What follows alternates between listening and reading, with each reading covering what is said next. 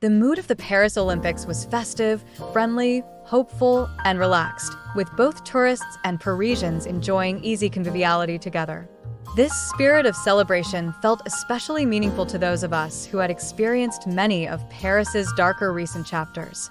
These include a horrifying series of terrorist attacks in 2015, which continue to have lasting effects, the largest transport strikes in years, the COVID-19 pandemic, and the demonstrations by the Yellow Vest movement alongside other popular revolts, such as the one against pension reform in 2023. These events revealed a simmering fury often beneath the surface in France. After months of reporting on Olympic disruptions, French TV shifted its focus to segments featuring Parisians who regretted leaving town, as the Summer Games turned out to be so thrilling. The Trump presidency is likely to attract even more visitors to Paris, which remains a first-world escape fantasy, even if it is not particularly tax-friendly for the wealthy. Inventive non-French chefs have made the city's food scene livelier and more open to foreign influences. While rents are rising, they are still regulated. Airbnb rentals are also controlled. Homeowners can only rent short-term for a maximum of 120 days a year. This regulation has prevented Paris from becoming like Rome or Barcelona, where the middle class has been priced out by tourists and digital nomads. Paris's decision to build only Olympic structures that can be repurposed, such as the Olympic Village that will become public housing, or dismantled, like the beach volleyball court under the Eiffel Tower and the skateboarding ramp at Place de la Concorde, seems wise. This approach contrasts sharply with cities that have faced debt and underused arenas after their Olympics. Notre Dame has just reopened in spectacular form, 5 years after it was engulfed in flames. Significant urban renewal plans are also underway.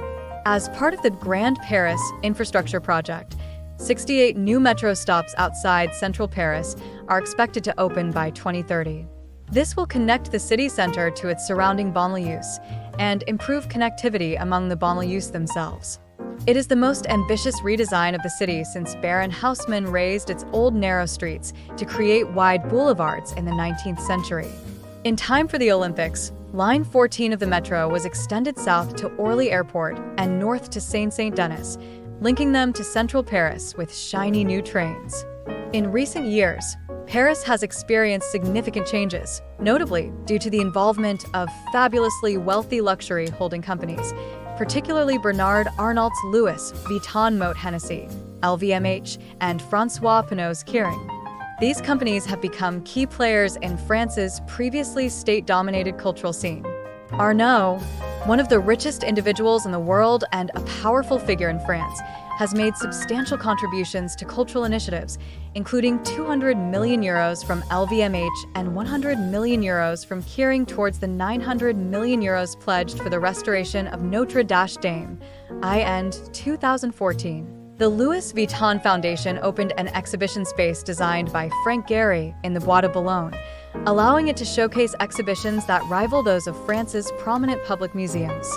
One notable exhibit in 2021 to 2022 featured highlights from the Morozov collection, which was nationalized by the Soviets and is now owned by the Russian state.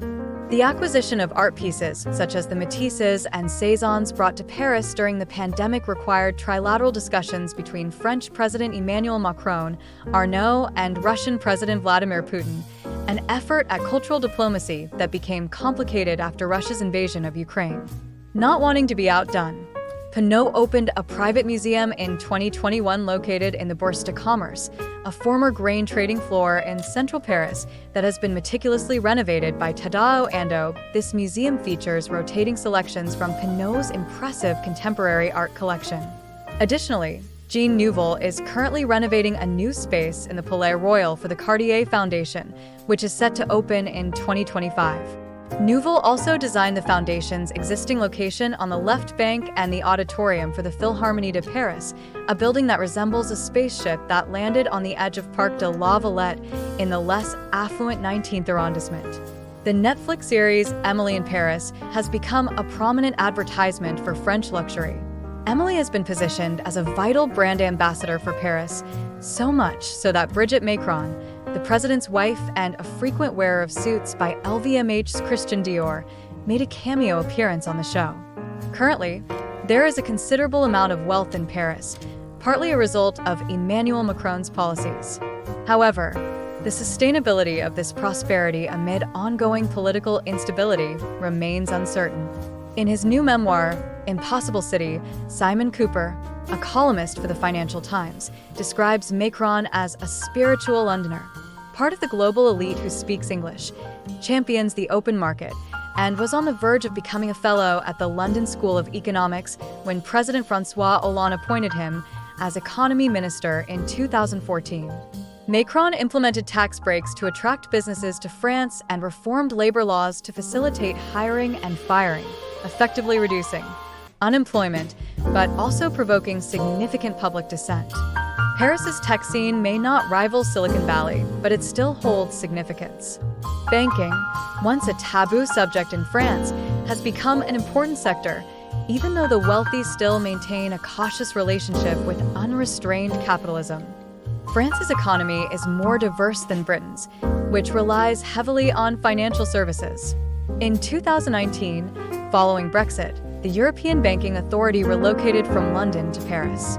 By 2021, JP Morgan transferred one of its main European trading floors to Paris, employing around 1,000 people.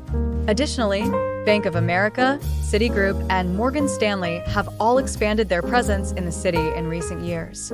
According to Cooper, in 2023, the Paris region surpassed London in attracting new foreign investment.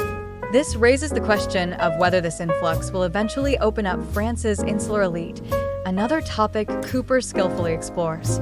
He notes, France may have the smallest ruling class of any large country, an elite as compact as the city intramuros itself. To join this elite, one typically needs to attend the right educational institution, speak French, and likely be white and male, criteria that exclude almost everyone else. France is a well-ordered northern country with bike lanes, as well as an unruly Mediterranean one where cyclists often run red lights. Under Mayor Hidalgo, the city has transformed long stretches of the quays along the right bank of the Seine into pathways for joggers, rollerbladers, and cyclists, where children play and people enjoy rows. This fall, the first 4 arrondissements were designated as limited traffic areas. Hidalgo also lowered the speed limit on the Périphérique, Paris's ring road, to 50 kilometers per hour to reduce pollution. This decision has upset many drivers.